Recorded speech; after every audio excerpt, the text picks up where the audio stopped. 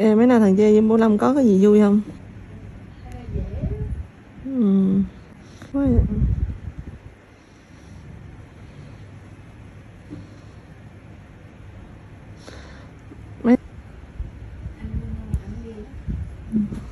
Mày có mày nó không địa thôi chứ tụi bay lòm tự nhiên thì tất nhiên là nó không phải là địa số.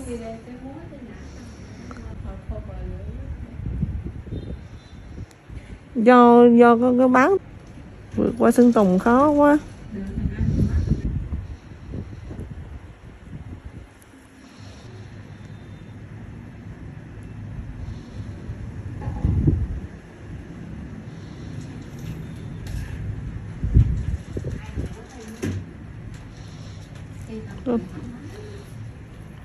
Thấy thằng Sơn Tùng thằng gì thằng Mono có gì đâu về đồng quá đây cũng được mà thì tất nhiên là nó làm sao bạn.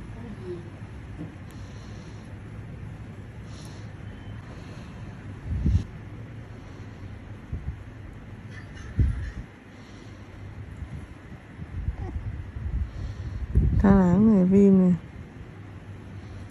đúng rồi, phim có lỗ luôn để gì mà muộn mạc quá trời quá đất luôn.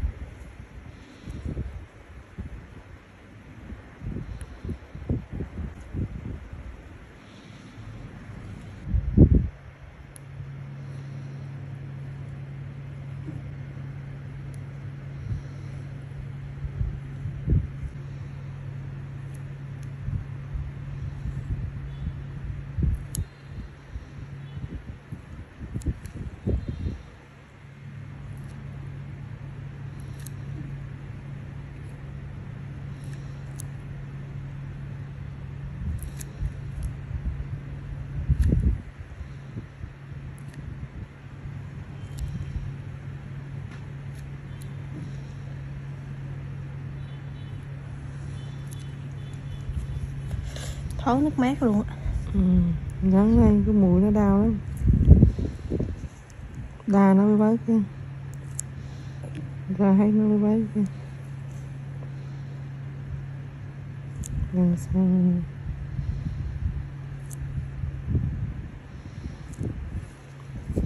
nè cho có mũi mê nó sạch trơn luôn.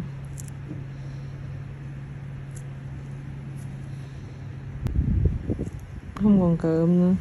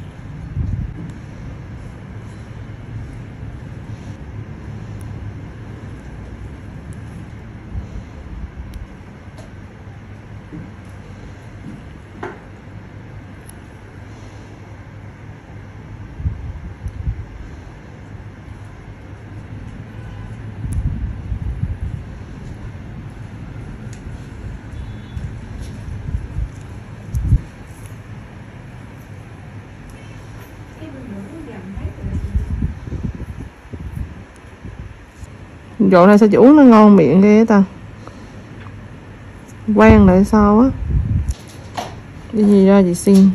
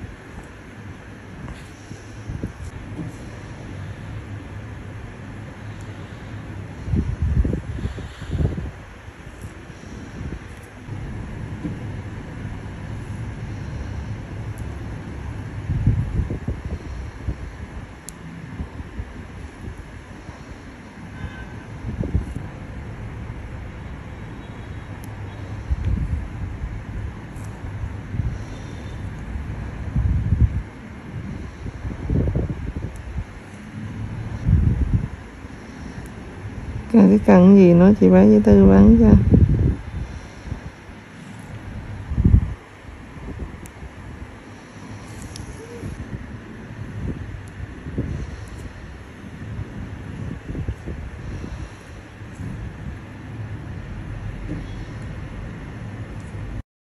Honda's next electric vehicle will be a plug-in hydrogen fuel cell CR-V.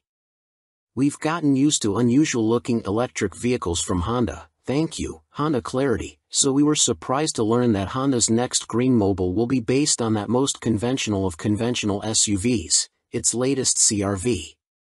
Oh, but if you're thinking that means there will be nothing unusual, you are wrong, ladies and gentlemen, meet Honda's plug-in fuel cell CR-V, due for introduction in 2024. By the way, that's a regular version of the new CR-V in the photos, but we don't expect the fuel cell version to look too much different. For those unfamiliar, a fuel cell electric vehicle, FCEV, works by running hydrogen from onboard storage tanks and oxygen from the air through a device called a fuel cell stack. The hydrogen and oxygen combine to form water, a process that produces electricity, which is used to power an onboard electric motor that moves the car. The water dribbles out of the FCEV's tailpipe. The stack replaces the battery in a regular, plug-in EV, so, instead of charging the car, you fill it up with hydrogen, sort of like how you put gas in your regular car. Other recent FCEVs include Toyota's Mirai sedan, the Hyundai Nexo SUV, and Honda's now discontinued Clarity fuel cell, above, red. Haven't heard of them? That's because they mostly were limited to Southern California, the only part of the country with even a nascent hydrogen refueling infrastructure. We have quite a bit of experience with FCEVs, having just spent a year with a 2021 Toyota Mirai. Our biggest complaint was, shocker, that minuscule refueling infrastructure, which wasn't helped by stations that were broken or out of fuel. We saw improvements during our year with the car, but still regarded the fueling technology as not quite ready for prime time. And, again, you can't really leave California. Honda has found a way to address most of that, and that's where the unusual plug-in part comes in. Existing FCEVs have a small battery that works as a buffer, absorbing excess power produced by the stack and providing extra power for acceleration, much like the battery in a non-plug-in hybrid, but, again, it's juiced solely by the onboard fuel cell stack. The fuel cell CR-V will have a larger battery, one that can be plugged in and charged from an external source, just like a plug-in gas-electric hybrid such as the Toyota Prius Prime or, defunct, Chevy Volt. Actually, that analogy works perfectly. The plug-in FCEV is to existing FCEVs what plug-in hybrids are to standard hybrids. While Honda hasn't made any announcements about battery-only range, we would imagine it would have to be enough to power the car for several miles, just like a PHEV. Incidentally, Honda is not the first to develop this technology. Last year Stellantis announced a plug-in FCEV commercial van for Europe, but Honda will be the first to sell it in North America. As former FCEV drivers, we see several advantages. There was at least one occasion when broken hydrogen stations and low fuel forced us to park the Mirai for several days. The ability to plug it in would have kept us on the move, and allowed us to drive to a working station that was farther away. We often lamented that the Mirai's small battery meant it couldn't store much energy from regenerative braking in mountain driving. And our experience with gasoline FEVs clues us into what may be the plug-in FCEV's biggest advantage. If the hydrogen CR-V has a decent battery-only range, drivers who plug in nightly and whose daily driving requirements encompass a limited radius might need scarcely any hydrogen at all. Of course, we're also a bit dismayed, because the use of a hydrogen fuel cell renders the electric Honda CR-V useless for most Americans. Of the 50-odd public hydrogen fueling stations currently operating in the U.S., all but one are in California. The straggler is in Hawaii, on the Big Island, of all places.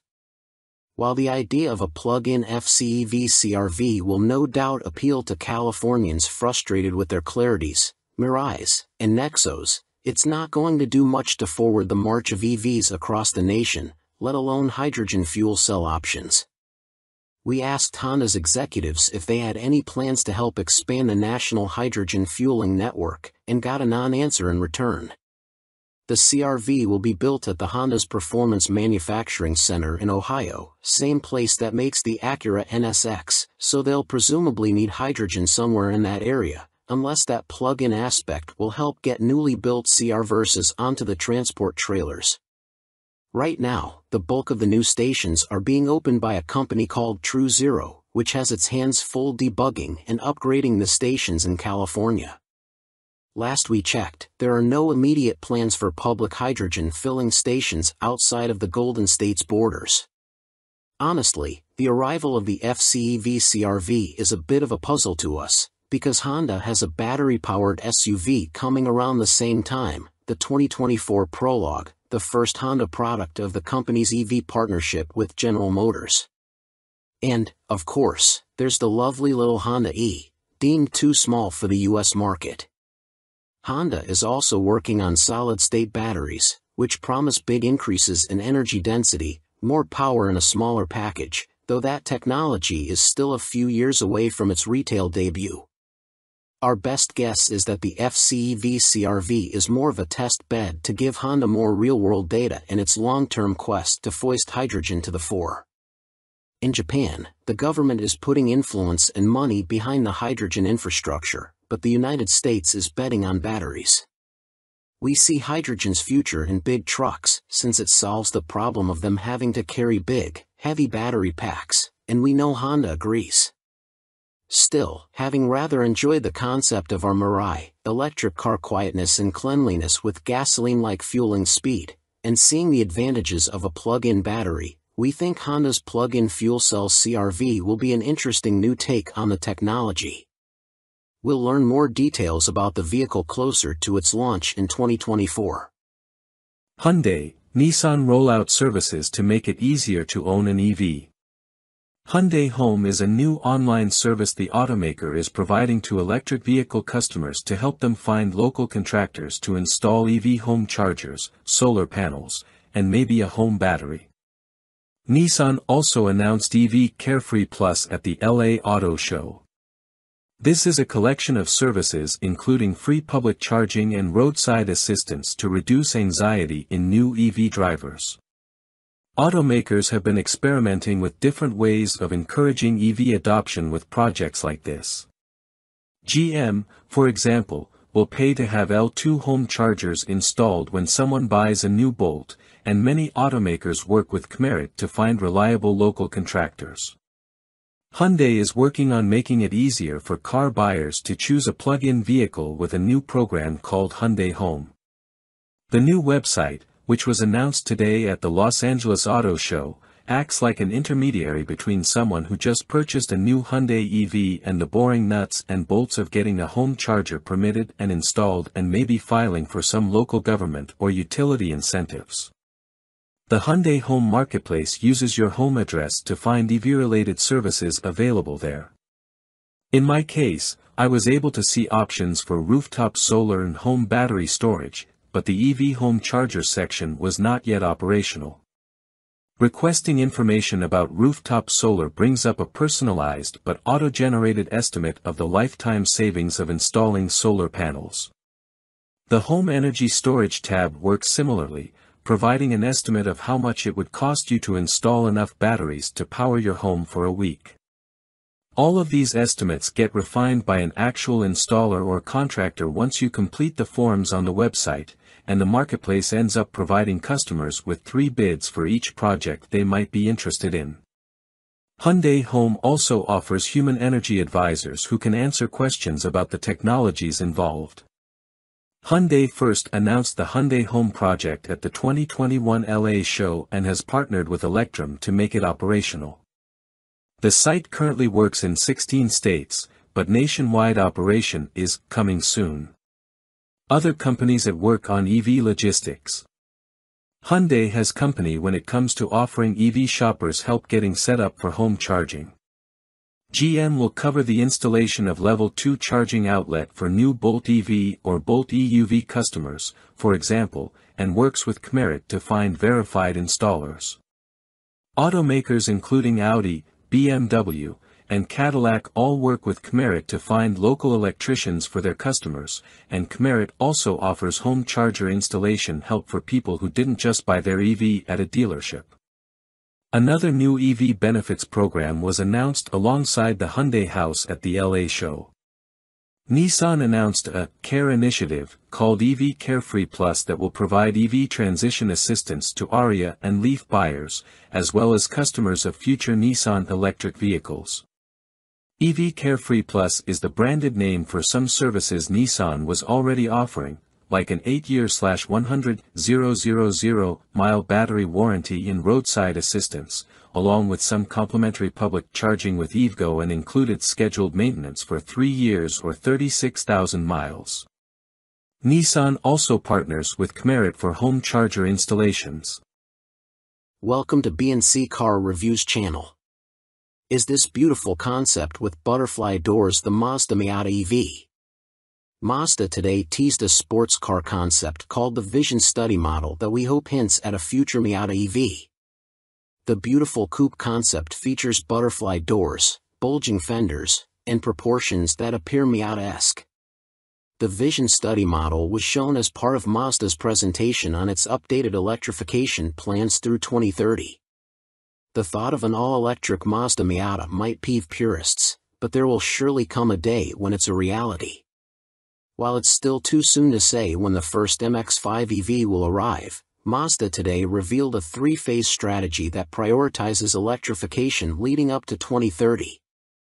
Along with its updated plans, the company teased the Vision Study model, a stunning coupe concept that we hope previews the future design of the iconic 2-seater sports car. Last year, Mazda confirmed to Car and Driver that the next-generation Miata will be electrified in some way. We expect that to mean some sort of hybrid setup, which corresponds with part of the company's second phase. However, we wouldn't be surprised to see a fully electric Miata by the end of the decade. We also wouldn't be shocked to see an EV version that looks similar to the concept shown in press images as well as in clips of the video on Mazda's official YouTube channel. The concept first appears at the 34:55 mark. In the minutes leading up to the concept's first appearance, we see numerous shots of people happily driving different Miata generations, which further fuels our speculation that there's a connection between past MX-5s and the Vision Study model. Our first look at the concept is viewed through an iPhone screen, with its exposed chassis featuring what appears to be a T-shaped battery pack. The car's body then drops on top and we see its passenger side butterfly door open up. While the crazy doors are one of the concept's defining features, we don't expect them to be part of a production model. We do expect future Miatas to maintain a convertible body style, although a fixed-roof variant like the concept wouldn't be a first, as Mazda did offer the rare JDM-only NB generation coupe.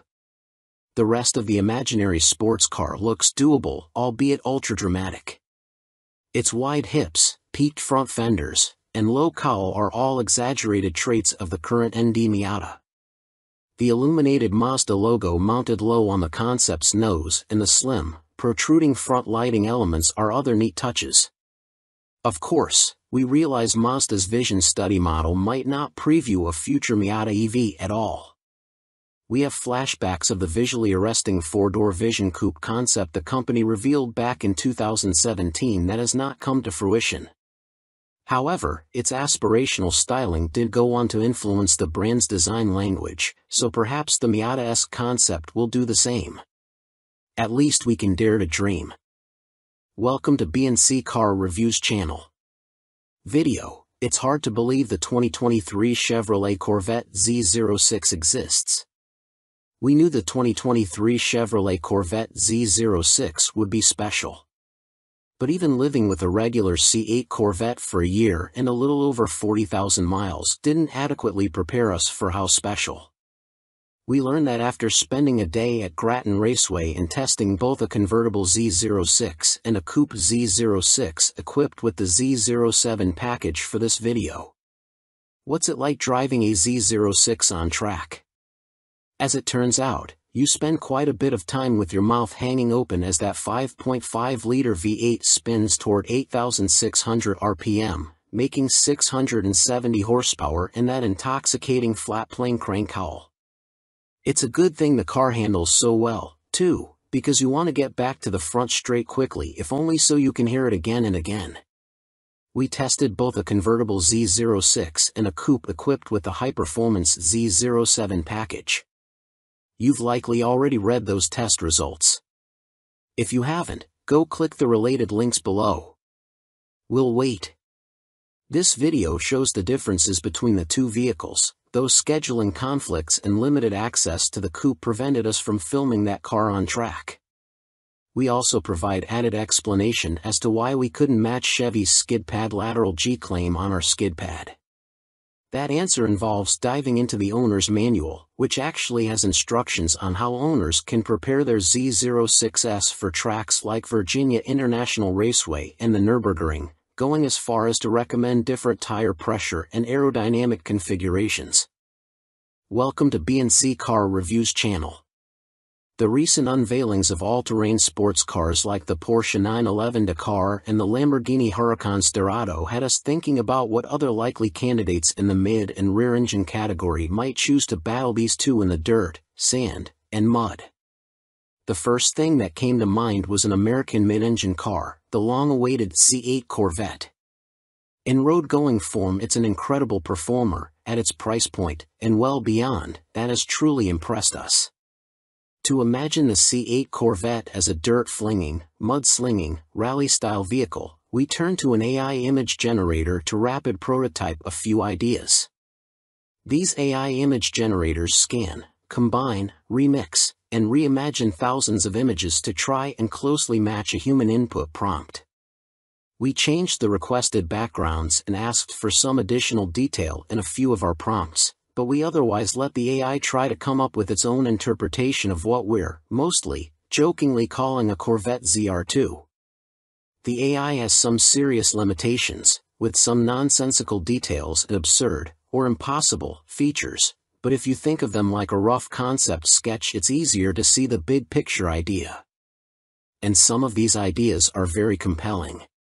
We haven't heard any rumors about GM considering such a vehicle, but perhaps the Dakar and Sterrato might prompt some internal discussion. We certainly hope so. Lamborghini Huracan Sterrato review, wild thing.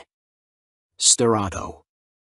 It's one of those wonderful, not quite translatable Italian words. Similar to Countach, a Piedmontese expression that's a cross between holy cow and something a bit bluer. Sterrato, then, in the broadest sense, means dirt road. But Sterrato is more like an unplowed field. It's untamed, unconquered. In English we might say the back 40. As you might know, Sant'Agata Bolognese, the rural town where Lamborghini's HQ sits, is farm country. Ferruccio Lamborghini made his first fortune building tractors. Most of the roads around Sant'Agata are Sterratos. What this has to do with a 630 horsepower Mars Attack rover, I will leave up to you, dear reader. If nothing else, it's a fun word to say. Sterrato. As has now become something of a tradition, Lamborghini's head of engineering, Maurizio Reggiani, flew yours truly and just 3 other journalists to southern Italy for less than 48 hours to sample his team's latest prototype. The first time Reggiani convened this foursome, we drove the $2 million Centenario, then we drove the eventual best driver's car winning Huracan Performante. Next came the quickest SUV Motor Trend's ever tested, the Urus. And now this, a heavily modified off-road supercar that, as of this moment in time, may or may not go into production. I'm probably stating the obvious, but this last car is the craziest yet. Also, I sure hope I keep getting invites to test drive top secret Lumbos. My 12-year-old self is plotting. What on earth is the Sterrato? When Reggiani's team was developing the Urus, it spent a great deal of time off-roading. Having worked on nothing but super sports cars, as Lamborghini insists on calling its products in an odd callback to the Winkleman era, driving on dirt was totally new to them. They fell in love. And then one of them asked, what if? What if they could jack up a Huracan, in this case, the new Huracan Evo, mount massive balloon tires underneath, reprogram the computers for off-road duty, and armor plate it? I've long maintained that a proper SUV must look one of 2 ways, like something General Patton would use to invade Palermo or like a moon buggy. If we ever go to war on the moon, I know what the Third Army's command vehicle will look like. So again, what is it? A Huracan Evo, for sure. One that's been raised nearly 2 inches, 47 millimeters, and had its track widened by over an inch, 30 millimeters. The Sterrato's wheel arches are both wider and 3D printed to accommodate the wider balloon tires, currently unnamed prototype off-road rubber by Pirelli. I suggested D0, Ford Dirt Zero, 235/45 are 20 front and 305/40 are 20 rear. The middle number on a standard Huracan Evo is 30 front, 30 rear. Remember, that number is the aspect ratio, not an actual measurement, meaning the Sterrato's front sidewall is 45% of the 235 mm width, or approximately 4 inches of sidewall. Quite unusual these days. Especially on a supercar. The front axle has been moved forward 3 inches to accommodate the larger tires, which necessitated not only new control arms but also longer front fenders. Aluminum armor plating has been added to the bottom of the Sterrato's snout, its side sills, and under the rear fascia. That rear hunk of metal also acts as a diffuser, because Lamborghini. The approach angle is increased by just 1 degree, while the departure angle increases by 6.5 degrees. However, several engineers assured me that in all their testing, the only part of the nose that scrapes is the armor. There's also shielding in front of the side intakes to keep rocks and debris out of the engine's intake plenums. LED running lights, an LED light bar, and mud flaps complete the Mad Max supercar look. Expect to also see a ski/snowboard/surfboard rack if and when the Sterrato reaches production. Maybe some spikes, too. The interior is quite cool, with military drab green Alcantara covering the seats, set off by orange accents. The aluminum plates in place of floor mats are a great touch. Personally, I ditched the harnesses, but I hate harnesses in street cars. Normally I'm against half cages, full cage or go home, but I think this one has the effect of greatly stiffening the Sterrato. The final piece of the Sterrato puzzle is the reprogrammed LDVI. Launched with the Evo, the Lamborghini Dinamica Veicolo Integrata, i.e., Lamborghini Dynamic Vehicle Integration, here on the Sterrato is geared, pun intended, toward off-road fun. First, the entire system has been optimized for low-grip surfaces and situations. Not just the ESC, but the systems that dole out torque front and rear plus side to side have been Sterrato tuned with dusty, gravelly roads in mind. As such, the Sterrato exhibits more rear-drive behavior than any other Lamborghini, even the RWD Huracan. I know, but it's true. When you're entering a slide or even in a slide, torque is doled out in such a way as to maximize the slide. Why on earth not? First up was the Nardo Handling Circuit, the best track you've never driven. It's hard to stress just how wonderful its 16 turns are. Not surprisingly, here's where the Sterrato's Huracan bones emerged. The thing is a joy to drive on track. First of all, it leans. The suspension's been softened considerably compared to a standard Evo, let alone a Performante. I'm not saying the Sterrato is floppy in corners, I hate that. Rather, it takes a set as you turn, which I love. Leaning into a turn gives you a better sense of what the car is doing. Is it the quickest way around a track? No, obviously not. However, because practically every other supercar on Earth is engaged in a race with no end to churn out the quickest lap time, to me it's big time refreshing to pilot one that's more interested in having a great time. Also, with the traction control off, the already rear-biased Sterrato starts torquing. Fine by me. When I drove the Urus prototypes at the Nardo Center last year, we tested what would become the world's quickest SUV on both the aforementioned track and a fast, winding dirt track, similar to a rally stage, called Strada Bianco, the White Road. With the Urus, I was pleased that an SUV did so well in the dirt, but I found myself shocked at how well the big gal handled herself on the track. The reverse is true and then some for the Sterrato. I was gobsmacked sideways by just how incredible this post-apocalyptic-looking buggy did in the dirt. I perhaps forgot that the Sterrato still has that incredible 5.2-liter V10 and a quick-shifting dual-clutch transmission. There are 2 places on Strada Bianco where I was able to pull third gear, and I was shocked by not only the acceleration but also the velocity. Just ferocious. Strada Bianco is maybe 2 cars wide and lined with trees. Frightening at first, but then just stupid piles of fun. As I got on the brakes, way too early at first, I must add, any steering input at all sent the rear of the car into a drift, exactly the way the LDVI was programmed to do. Why do you want the rear end to move? You ever watched a rally? Getting rotated before the turn is half the fun. Allow me to stress this, the Sterrato Swedish flicks beautifully.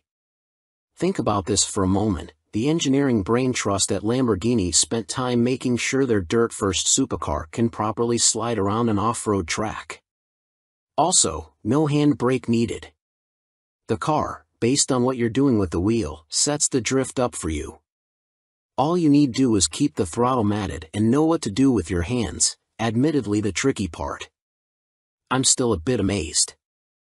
I've taken a number of Subaru WRXs and STIs on dirt trails, and there's a familiar characteristic at play here, only the Sterrato is 2 or 3 times more potent. It's brilliant. Now comes the questions.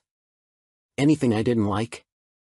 For a machine that naturally hangs its butt out so beautifully, on pavement the all-wheel drive hurts the subsequent drift. 2 things about that. I mentioned to Reggiani and his team that they ought to do a rear-drive Sterrato. They laughed at me. Second, I only ran the car in Corsa, the most track-focused of the 3 settings. The other 2 settings are Strada, Street, and Sport. The way Lamborghini does it, Corsa actually sends more torque to the front wheels, 2080, than Sport, 1090, does. So perhaps drifts in Sport will be better. I didn't get to test it, blame time, we had little, so I don't know. I already mentioned that I hate harnesses. Other than that, Lamborghini, build it.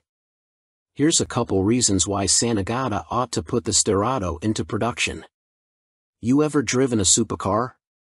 The singular most annoying thing is scraping the nose on everything.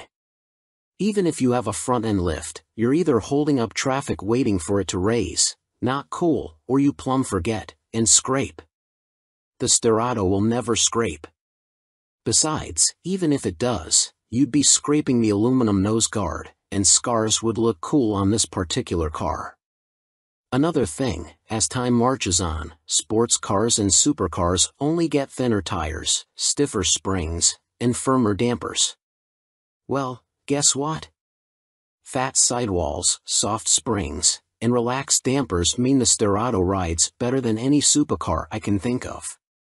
Yes, even the much-vaunted McLaren Super Series cars with their fancy hydraulic suspension, which, for the record, do not ride like a Rolls-Royce, no matter how much the PR flacks keep repeating that claim. The Sterrato also doesn't ride like a roller. But for what it is, it rides super comfy. Who wouldn't like that? Yeah, but is there a business case? Judging by the way people on my Instagram reacted to the first batch of photos, Dubai won't survive much longer without a Sterrato. And yes, I can see the Middle East being a place where Lumbo's space buggy would work. Same for Russia. Australia, too. And Scandinavia. Hey man, even California, imagine one of these with a set of skis and a snowboard strapped to the roof, heading up to Mammoth or Squaw Valley. Cool, no? Utah, Colorado, British Columbia, etc. But forget about using it the right way. I fear that overthinking things will kill the Sterrato as well as other 40 miles past left field ideas like it. Why? In my mind it's very difficult to predict precisely why a car will be successful. The Mercedes-Benz G-Wagon is quite literally designed to crawl up a rocky mountain in Austria called the Schakal, yet Southern California is by far that wonderful anachronism's largest market. An even better example is the Ford Raptor. A flying truck makes no bean-counting sense, yet the wide-body pre-runners routinely sell for over sticker. Moreover, dealer supplies, how long a vehicle sits on the lot, are among the lowest in the industry. Now, are all the folks buying Raptors racing around Baja or jumping off dunes at Glamis? Obviously not. The Raptor, like the G-Wagon, is a vehicle people just happen to love. Remember, how the customers use a car doesn't matter. You just want people to buy them in the first place. I predict, rich people would plop down cash for a Sterrato. After the drives, and after a nice debriefing with Reggiani's team about what I'd change, tires could look tougher, the body cladding could be shaped different, needs missile launchers, etc., I was handed a phone. Lamborghini's CEO, Stefano Domenicali, was on the other end, and he wanted to know what I thought. My big points were that the Sterrato is too good not to build and that even though I have no details about what exactly will make up the LT version of the McLaren 720S, I almost know what it will be. All I need do is look at how the 650S evolved into the 675 LT and how the 570S became the 600 LT. I roughly know what the 992 Porsche GT3 will be like, just by sitting and thinking about it. But the Sterrato? A breath of fresh, much-needed air in a crowded segment that's not known for its sense of humor, sense of fun, let alone admitting that anything on planet Earth matters besides shaving tenths of seconds off lap times. Porsche didn't understand why people wanted a manual GT3 because it's not as quick on a track as the PDK version. Because shifting yourself is more fun. Manuals now account for more than half of US GT3 sales. Fun. A generation ago Lamborghini shocked the world, first with the Countach and then the LM002. I for one think the time has come for the house that Ferruccio built to do it all over again. Long live wild-eyed ideas that accountants are genetically predisposed to hate. As such, long live the Huracan Sterrato. 2020 Chevrolet Corvette Stingray, here's how we build ours. We've examined the 2020 Chevrolet Corvette Stingray 6 ways from Sunday, giving you the lowdown on the exterior, interior, engine, cargo areas, and more. Now, After hours of, research on the C8's configurator, we know exactly how we'd spec our ideal mid-engine Corvettes. Torch red or accelerate yellow paint. Carbon flash or black wheels. Competition seats or the more comfortable GT1 buckets? Find out how we would build our dream Corvettes below. My perfect, welcome to B&C Car Reviews channel. Lamborghini recalls new Countach because glass engine cover could go flying. The reincarnated Lamborghini Countach was recalled last week for an issue relating to the vehicle's glass engine cover, a National Highway Traffic Safety Administration filing said. Lamborghini received a field notice from an owner in Qatar on October 10, which noted that one of the Countach's 4 glass engine cover panels had separated from the supercar while it was on the move, a NHTSA filing said. Those glass panels sit above an electronically assisted 6.5-liter V12 engine, which provides a total powertrain output of 803 horsepower and 557 pound-feet of torque. This incident prompted Lamborghini to open an investigation, which ultimately determined that an issue with the parts supplier was to blame.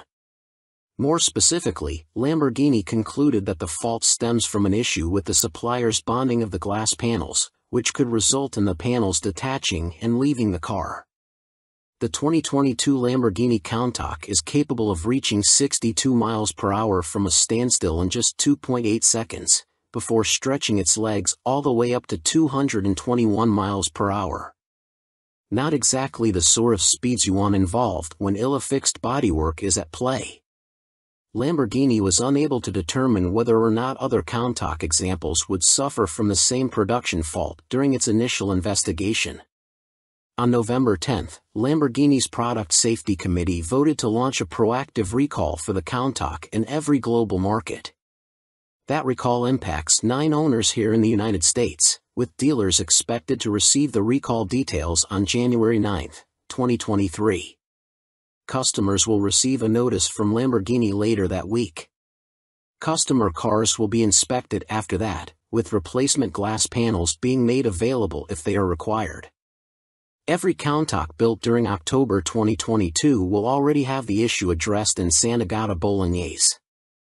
Owning an exclusive supercar can come with some unique challenges. Thankfully for the Lamborghini faithful, this particular fix should be a straightforward job. If you happen to own one of these, it's probably a good idea to leave it in the garage for the time being. Not that you are going to pour on the miles, anyway. Welcome to B&C Car Reviews channel. Mercedes will make your EV quicker. If you pay $1,200 a year. Mercedes will soon let owners of its electric EQ models unlock quicker acceleration as part of a $1,200 plus annual subscription, as first reported by The Drive. Purchased through Mercedes Me Connect services, the subscription is said to drop 0 to 60 mph times by as much as a full second.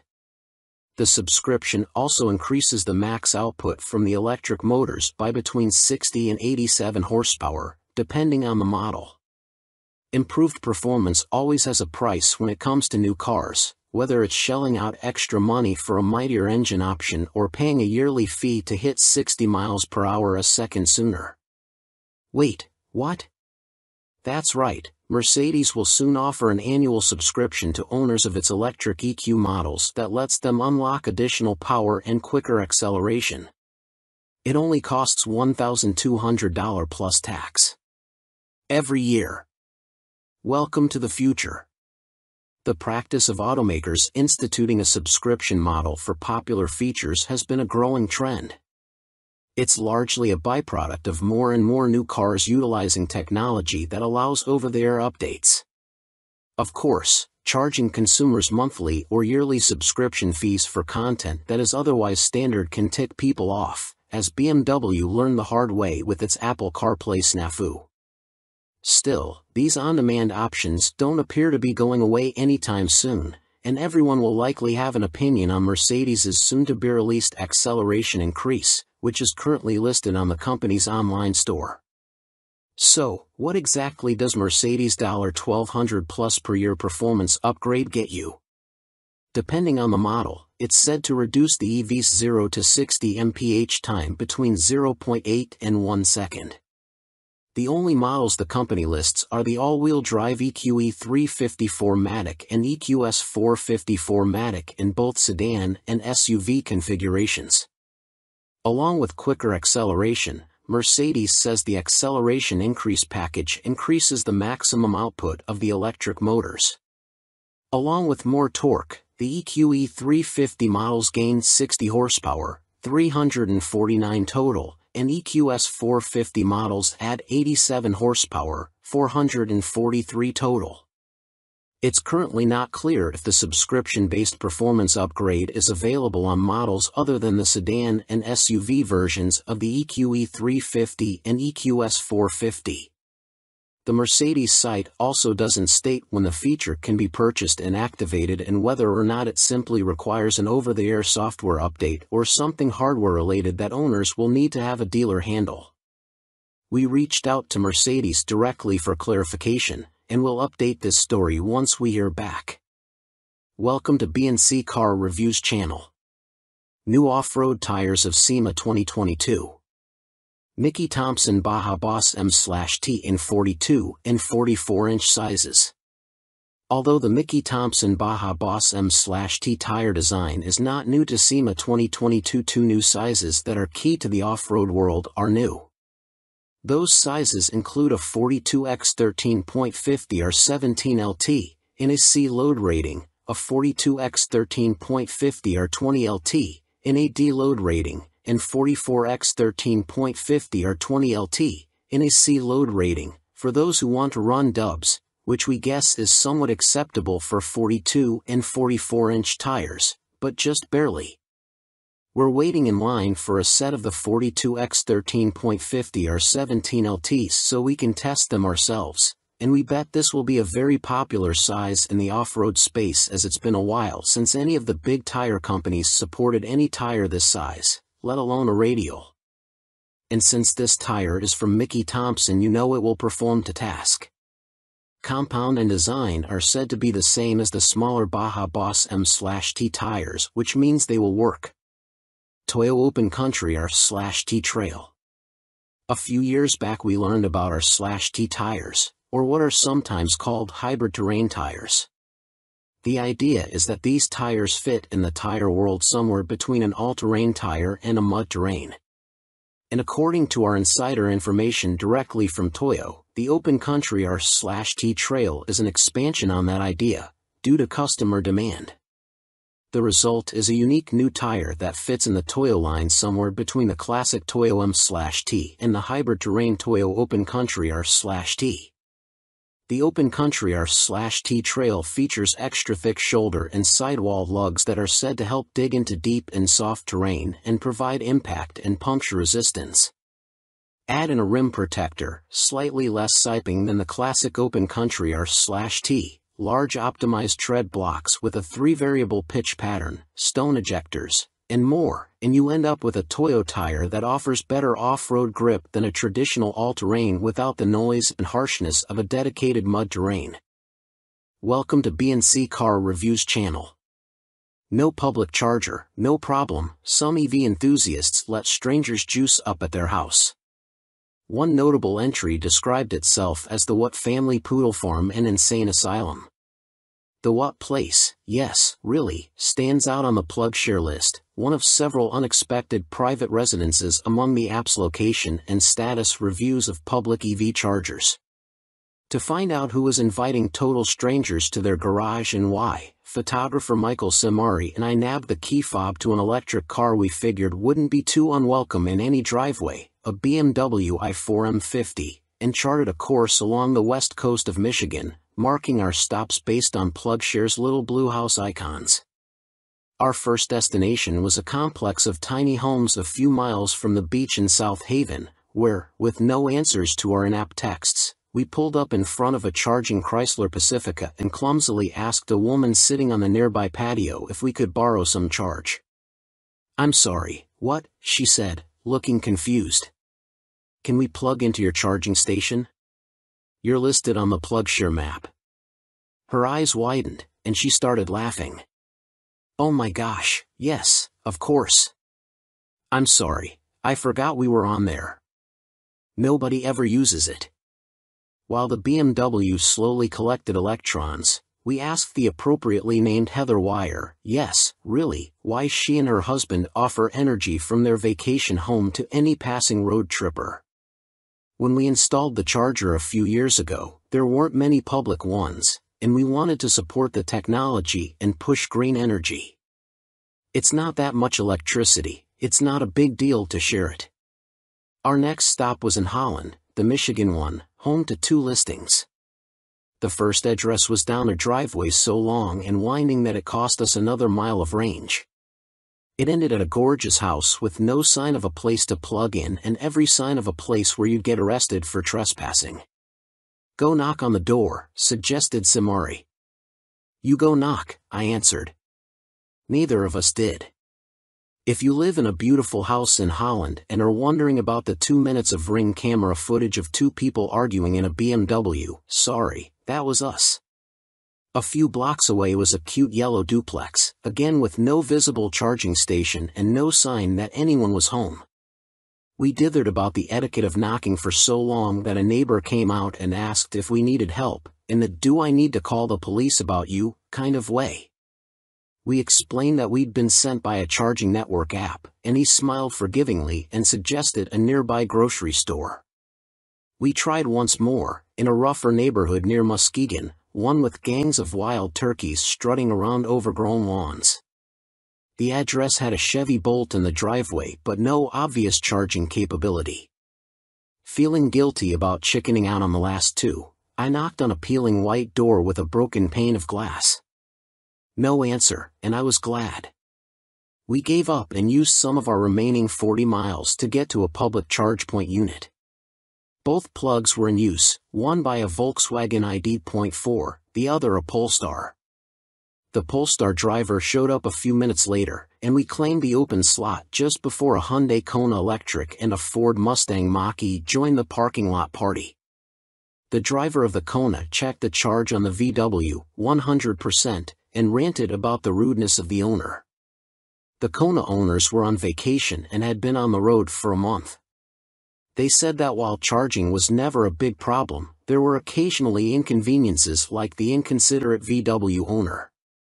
Despite that, they felt the hurdles of EV ownership were worth it, repeating an idea Heather Wire had expressed, that electric car owners are testing something new, an idea still in its infancy.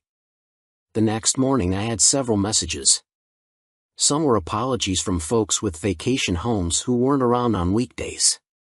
Several were from people who said they no longer had an EV or had moved and didn't remember they were on the app. 2 offered their electricity. The first was down a gravel road running the peninsula of Arcadia Lake. I battled spiders on the charging cord while Simari enjoyed the view. Later I spoke to the owner, Paul Warnick. Like the Wires, Warnick is an early adopter of electrified vehicles, buying first a Volt and then a Bolt. His shared plug makes sense, being out in a remote area, and he says he gets 3 to 5 users a year, usually guests of his neighbors. Part of it is just to encourage others to consider it. I feel lucky I can do that. It's a small thing, and it's a way to give back. To recharge, but we had one more stop to make, Tim Drager's house, in a neighborhood built around a private airstrip. The Dragers bought a Bolt on the recommendation of a friend who worked for GM.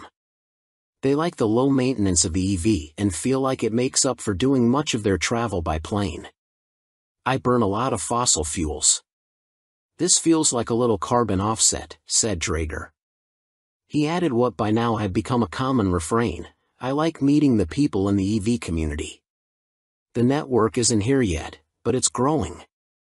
We're pioneers.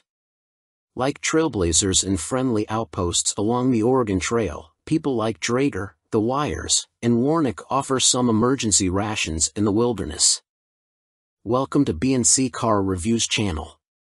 Polestar 2 BST Edition 270 echoes Polestar's past. Before Polestar became Volvo's all-electric offshoot brand, it was the Swedish carmaker's racing and performance division. Perhaps in a bid to regain some of that sporty personality, there's a new limited production model, the 2023 Polestar 2 BST Edition 270.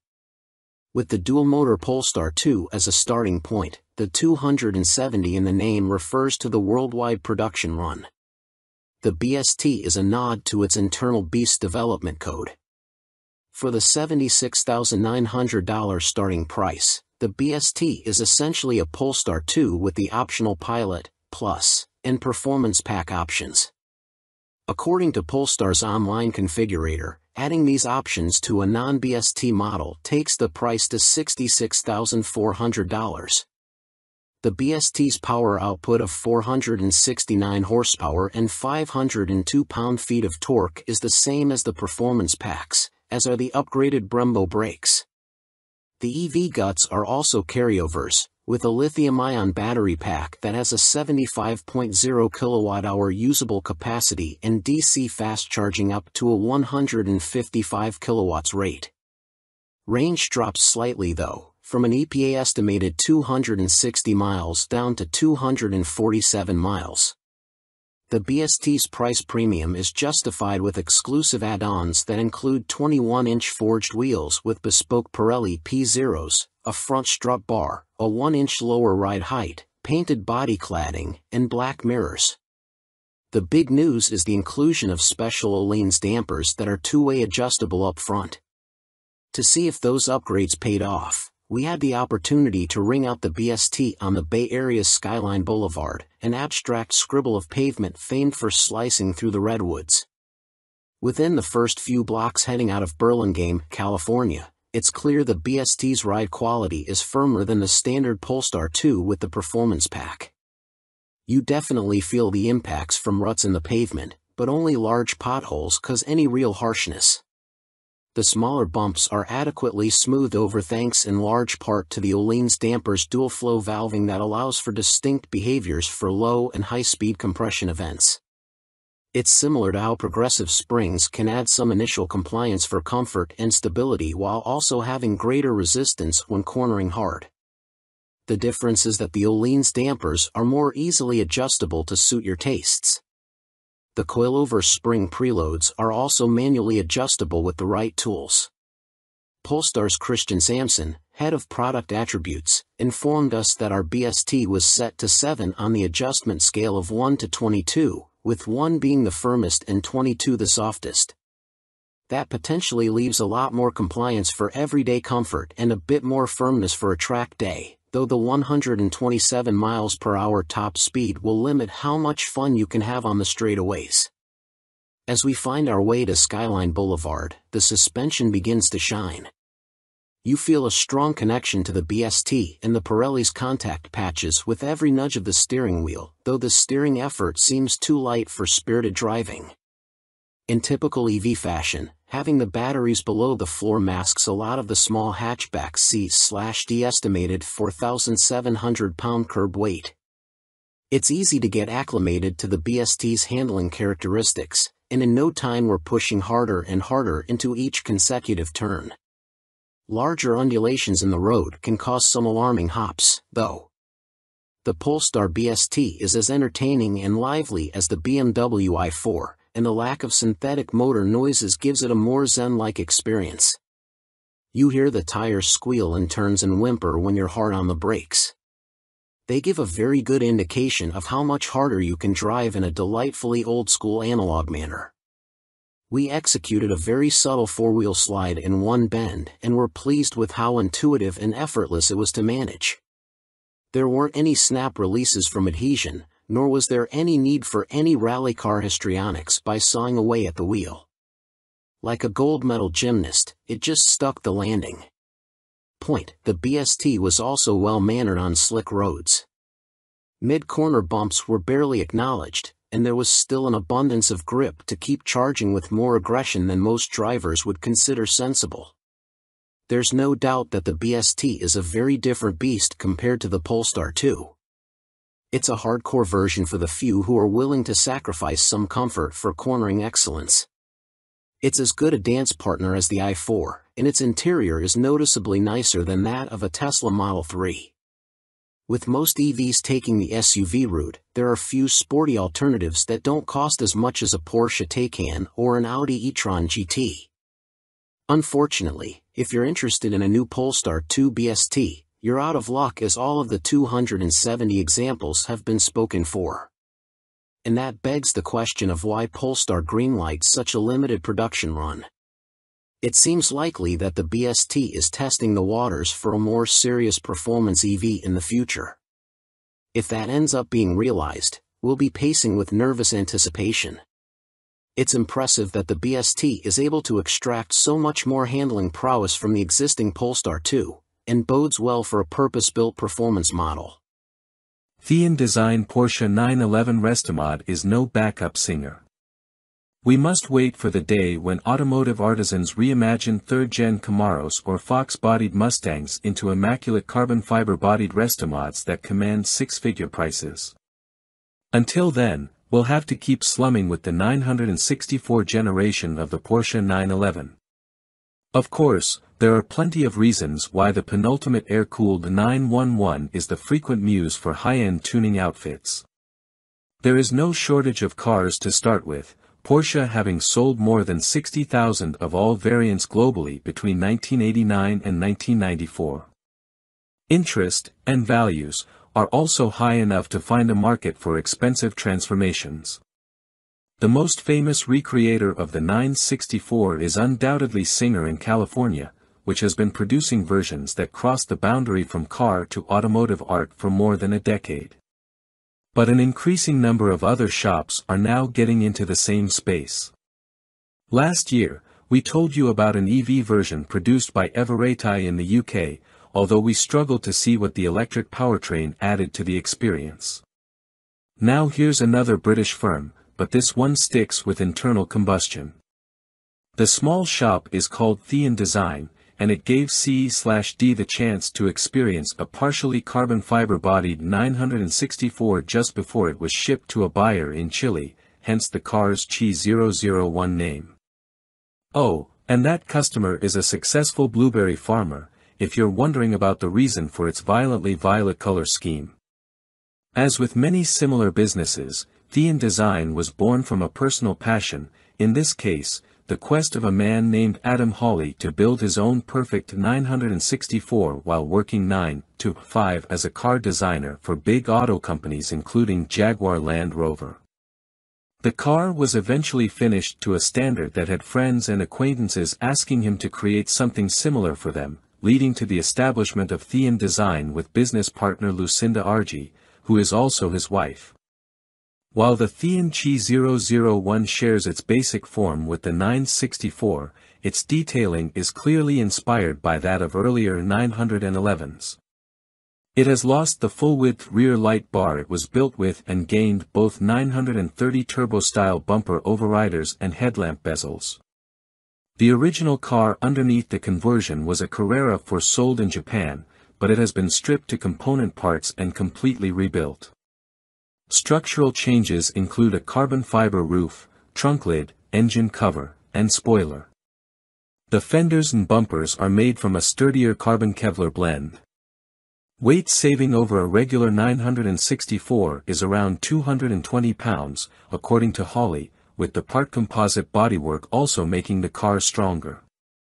Up close, the attention to detail is close to obsessive, including touches such as the symmetric mounting of the twin ignition coils on the engine firewall and the invisible integration of a center, high-mounted brake light into the rear window surround. Thean's customers have a choice of powertrains, including the intriguing option of a supercharger conversion the company has developed for the air-cooled flat 6. The Chi001 is running a naturally aspirated 4.0-liter engine. Individual throttle bodies and careful internal balancing take peak output to 400 horsepower at 7,100 rpm. It has also lost its original all-wheel drive system, and power is now sent exclusively to the rear axle through a 6-speed 993 generation gearbox and a limited-slip differential. Not every part of the experience has been updated. Getting in, we find the familiar, slightly offset driving position, and although beautifully red-rimmed in a vibrant hue to match the exterior paint, the cabin's basic architecture is unchanged. But starting the engine reveals an immediately different character to a regular Carrera of this generation. First, the bark of the exhaust, which switchable acoustic flaps vary from loud to very loud. Second is the immediacy of the engine's responses to even slight accelerator pedal pressure, thanks to an ultralight flywheel. Comparing Thean's car with a regular 964 is made complicated by the increasingly distant memories of what the original car was like when new, but this one drives with a level of poise and precision it seems hard to imagine that any stock 964 possessed even when factory fresh, with the possible exception of the famous RS variant. The Qi 001 steering feels direct and slack-free for an air-cooled 911. It retains hydraulic assistance, but this is now powered by an electric pump. Revised suspension geometry, stiffer bushings, and active dampers increase the precision with which the front end can be placed, although they also mean there is less sense of the 964's fundamental rear-biased weight distribution in corners. Easing the accelerator with the chassis loaded up tightens the line progressively but not snappily. The biggest dynamic difference is probably down to the modern Michelin Pilot Sport PS2S mounted on the period Fuchs-style rims, which give an abundance of grip. The ride is firm even with the adaptive dampers in their softest setting, but not uncomfortably so. Yet the engine is the Qi 001 starring feature, impressively muscular low down but with what feels like an inexhaustible appetite for revs that the scalpel-sharp accelerator encourages a driver to exploit. The tachometer only goes to 8,000 RPM, but the limiter is actually another 500 RPM beyond that. Working against just 2,570 pounds, it feels 21st century fast, too. The gear shift is perfectly weighted, and despite the switch to carbon ceramic brakes, the middle pedal feels similarly natural in its responses. This love story may have you question our critical faculties, but the car does have some downsides. The first is the price. While considerably short of the seven-figure expenditure required for one of Singer's pixel-perfect offerings, a buyer will still need to pay Thean around $500,000, at current exchange rates, to get something similar to this car, plus the cost of the donor 911. The second is the weight. The company already has a substantial order bank it needs to work its way through and can build at no more than 5 cars a year. Welcome to B&C Car Reviews channel. Steve McQueen's Bullitt movie Mustang suddenly reappeared. This is how it happened. Steve McQueen's Highland Green 1968 Ford Mustang GT Fastback vanished 38 years ago. The ominous-looking pony car with the barking 390 cubic inch V8, which starred in one of the greatest chase scenes in movie history in the film Bullitt, with McQueen doing the driving in many of the shots, may have been lost, but it was never forgotten. Certainly not by Mustang aficionados, who speculated on its whereabouts for almost 4 decades, titillated by the occasional internet post or word of a spectral sighting. So when the Bullitt Mustang suddenly appeared at a Ford press preview at the North American International Auto Show in Detroit on January 14, 2018, the assembled journalists, car nuts, Ford execs, and Mustang fans went full geek. The synchronicity of the car's breaking cover in the same year as the Bullitt movie's 50th anniversary, and at the same event where Ford revealed its 2019 Mustang Bullitt tribute model, the third since 2001, is just too perfect for it to have been happenstance. And yet it largely was. As those involved tell it, the Bullitt Mustang never would have resurfaced in Detroit had it not been for a coincidence of cosmic proportions, the sheer luck of fortuitous timing, and, especially, the efforts of a determined coterie of emotionally invested volunteers. It took 30 seconds for the Bullitt Mustang, in original, if dilapidated, condition, to rumble onto the stage at Detroit's Cobo Center, but it took a village to make it happen. The backstory. The movie car's trip to the auto show stand actually started in earnest in December 2000.